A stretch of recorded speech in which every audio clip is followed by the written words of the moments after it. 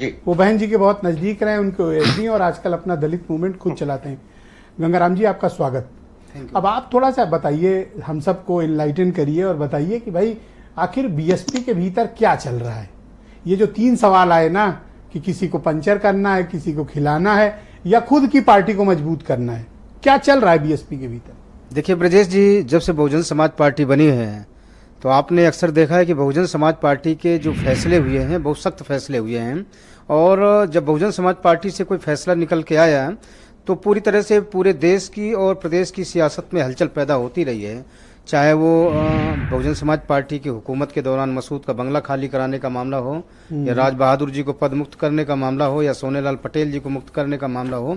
मैं याद दिलाना चाहता हूं कि 17 जुलाई 2018 को जब बहुजन समाज पार्टी के राष्ट्रीय उपाध्यक्ष के रूप में श्री जयप्रकाश सिंह जब लखनऊ आए तो उन्होंने कांग्रेस के नेता श्री राहुल गांधी जी और उनकी माता जी को विदेशी कह दिया। तो बहन जी ने दूसरे दिन उनको राष्ट्रीय उपाध्यक्ष के पद से हटा दिया, तो बड़ी हलचल हुई।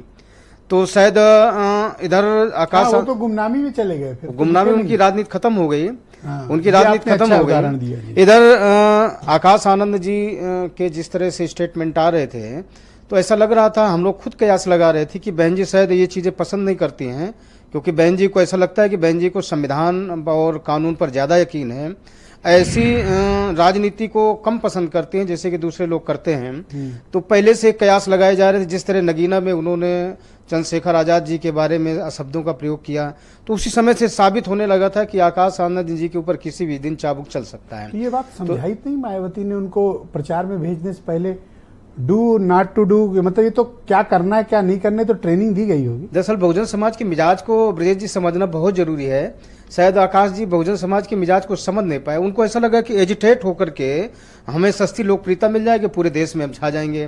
तो हो सकता है इसीलिए वो असंसदीय शब्दों का इस्तेमाल कर रहे हों, जिसका शायद बहुजन समाज पार्टी की राजनीति में कोई स्थान नहीं है। अगर एक में गलती की दूसरे में समझा देते, तीसरे में गलती की पांचवें में समझा देते, लेकिन उन्हें समझाया नहीं गया होगा ना। देखिए, जयप्रकाश जी के निकालने के बाद से पूरे सोशल मीडिया में ट्रेंड चल रहा था कि बहन जी ने जयप्रकाश, जो गौतम बुद्ध नगर के दादरी के रहने वाले थे, जो एक साधारण कार्यकर्ता से बहन जी ने उठाकर उनको राष्ट्रीय उपाध्यक्ष बनाया। एक आजमगढ़ वाले भी कोई थे, उनको भी राजा राम जी थे, वो भी राष्ट्रीय उपाध्यक्ष चले गए, वो भी गुमनामी की जिंदगी चले गए। तो इसके बाद ये ट्रेंड होने लगा कि अगर जयप्रकाश के ऊपर चाबुक चल सकता है, राजा राम के ऊपर चाबुक चल सकता है, या बीएसपी के और कद्दावर नेताओं के ऊपर चाबुक चल सकता है, तो क्या आपके मुताबिक जो मायावती ने किया वो ठीक किया?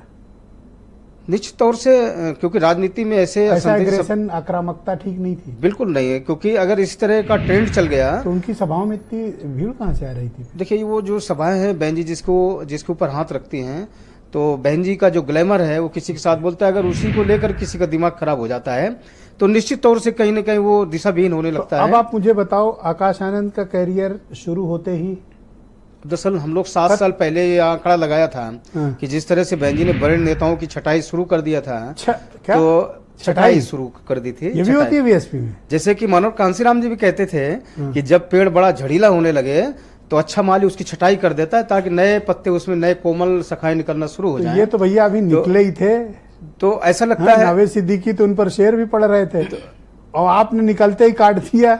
तो हो सकता ये तो बदियाकरण कर दिया ना। हो सकता है कि डाली के कोमल पत्तों में कांटे दिखाई देने लगे हों, इसलिए बहन जी ने ऐसा फैसला लिया है।